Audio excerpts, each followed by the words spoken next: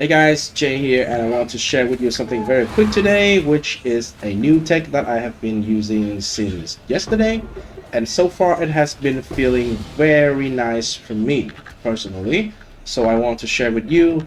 It is very useful for this build that I'm currently playing. It is the Castle and Stun Chieftain with currently Fulcrum. Eventually, it will be upgraded to another version to do the AFK Simulacrum, but currently I am using a new tech which allow me to have an extra layer of recovery very consistently while mapping for juice content. It will be very freaking useful for Simulacrum as well, and I will show you what it is. Oh, this is what the what the hell is this? We just hit like 3 packs of increased experience. Holy shit. Alright, so converted to scarabs. Drop of ice with rarity or drops to scarab. Whatever. I'm not gonna waste time on that. Okay, back to the video. So the tech that I have been using, I want to talk about it a little bit before I get into the map. It is the Forbidden Taste. This is a Life Flask, but it is not a Life Flask. So the strength of this particular item is it can be used with Instilling Ore to craft, used when charge reach full or whatever other mods, right? You can see it on the screen here. So whenever the charge reach full, it will be used and it will just recover your life to the maximum amount it can. And currently for me, it is the amount of unreserved life here.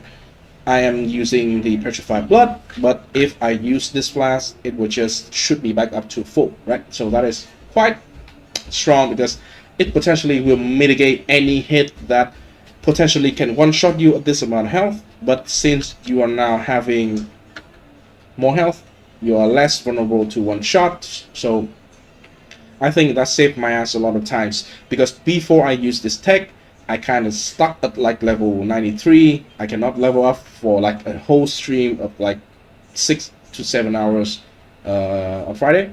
And since then, since I switched to using this tech, I have, you know, getting more experience overall. I will not die as often. So I am not, you know, just stay at level 93 forever like I used to do on Friday. Beside that, the character is like the same since that moment, but compared to the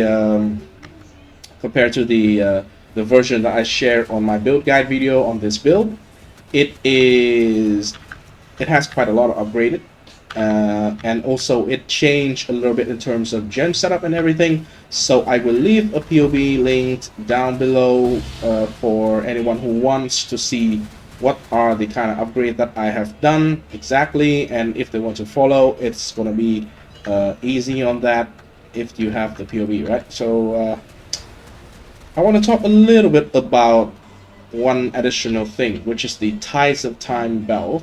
This is, I bought this one for 5 divine, and currently it is not really a must-have item that will, you know, carry you, make you tankier or something like that at the current state of the character. But in the end game, where you have budget to acquire a flask called the Progenesis, this belt can help you with sustaining that flask like 100% of the time if you want. If you want to scale the flask duration more, if you want to scale the charges gain and reduce charges use more, you will have a very, very nice uptime on that particular flask, Progenesis. And Progenesis can be just skyrocket your ability to take a hit that not be one shot. Basically, it mitigate like 25% of the damage that you take, and then it deals as damage over time, which is the exact same effect as the Petrified Blood. So if we have both, we already mitigate a flat 65% of any hit that we take. Make that degen is much easier to, you know, deal with, because we can deal with it with not just mitigation but with recovery. and we have multiple forms of recovery. At least I'm stacking multiple forms of recovery in this build, and it's not even the final form yet. I totally can have more recovery with the Defiance of Destiny helmet. Amulet. I'm not sure if it's needed. If I can use like Eternal Damnation, with the updated POE on the current character, I am also working on the possible upgrade version of the POE 4 character that can potentially just AFK Simulacrum reliably until wave 30 and clear wave 30 reliably, because I realize I am a pretty slow progressor. I take things pretty slow. I do not jump into any kind of like crazy money making method in the game to have a lots of divine in the early part of the league. I don't do that. So maybe some other guys and a particular viewer that joined my stream for the last couple of days, I realized that people have more money than I do. So they want to enjoy this build in a higher budget, and they cannot wait for me to actually get there. So yeah, I will provide the POV for a higher budget version, potentially even like the optimal version for this league, because there are quite a few changes that we can make with this league that potentially can make the character just much stronger. So yeah, that is everything I want to share with you today. So the cool thing that everybody can probably do is to do this. Basically, you have a flask, life flask that you do not have to press, especially if you have a lot of regen in this build. You don't even feel the downside with flask whatsoever, and that is very nice, right? So everything I need to worry about now in this particular character is just to flame dash, right? Sometimes it gets a little bit sketchy still. I'm not saying I'm immortal by any means, because this is not like a very high budget complete the setup character in the current state, but it saved me a lot of time, right? It saved my life a lot of time throughout. It just look at that experience. I mean, the content that we are doing is quite a lot of damage, and we are handling fine. We are not dying as much. The thing you need to worry about the most right now, I would say, is just things that has like a heavy degen effect, because the degen is just the strong degen damage is just very hard to deal with for any kind of character. If you are seeing a tanky build from any guys from hardcore, they will probably say the same thing for you as, well, watch out for degen, right? So yeah, this is current character left. Let's just finish this map. We are very close to the end. I think we got frozen or some shit like that there, but so this map, this character, there the belt, the Ties of Time, very nice one. The better than Mage Blood for this character belt is currently quite cheap. So if you are planning to play this build, I would recommend you to just get it, I guess. I've even killed the fucking final boss before I take this altar, so well, this is the only thing that I can take. That makes sense, right? Okay. So a little bit about the Ties of Time. Obviously, the Progenesis is the best belt, the best flask that make this belt like best in slot. And of course, you need to skill a little bit of flask gain in order to just sustain the Progenesis and other flasks the whole time. But I mean, you can look at the other option you can do. The Bottle Fate is extremely strong for damage. You can even use something weird like Aziri Promise, which is just an amethyst flask, which can help with chaos resistant, but also give you some extra damage, extra fire as chaos in this case. If you want to, you can just use other magic flasks as well. A lot of things that you can do, and it can helps you to benefit from unused effect in some cases. For example, the Bottle Fate is a Sulfur Flask.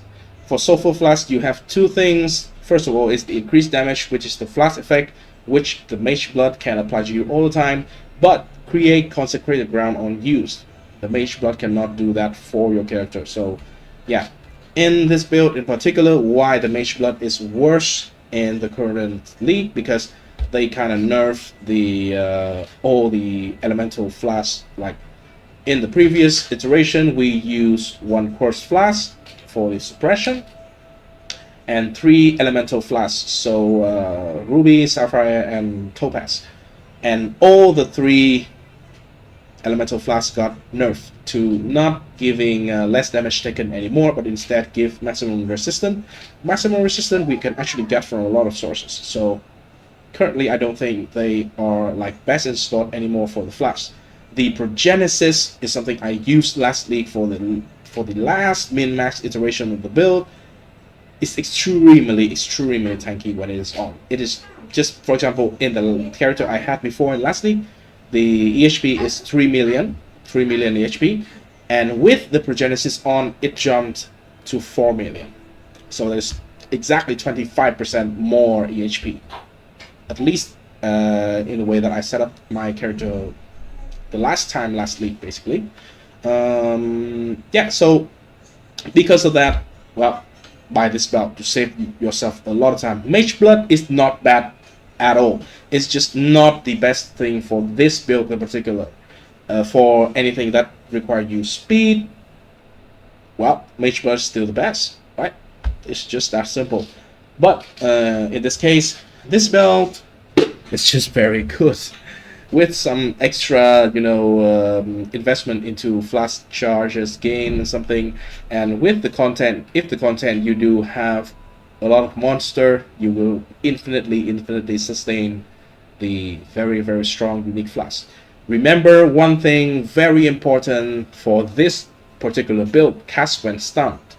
Please do not use Taste of Hate. It is gonna destroy your cast when stunned. Because there's a bug, if you don't know, I mean, it's not technically a bug. The game is coded in a way where if a hit contains cold damage, it can freeze you if it crit or if it proc the chance to freeze.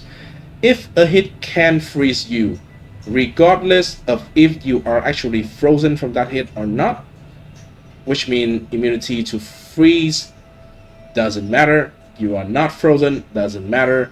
If the hit is rolled to free you in any circumstances, it will not stun you. So that means it cannot trigger cast when stunned.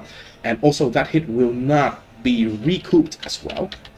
And recouped with the Blood Notch is the main source of recoup that we are having in this build. It is a huge amount of recovery that we are losing out because the hit is contain cold damage, basically. So even though it is an extremely strong flask, don't use it. It hurts me to not be able to use it, but it is what it is. It is confirmed. It is not a bug, but it is just how the game works. And yeah, we need to avoid using the Taste of Hate. Right, so that is everything I want to share with you today in this video. If you think this is helpful, if you like the content, if you like the POB that I put out for multiple versions of this build, please consider to leave a like and subscribe to the channel. It helps me greatly, and see you in the next video or on stream from Monday to Friday, 9 p.m. EST to 3 a.m. EST in the next morning. Bye. See ya.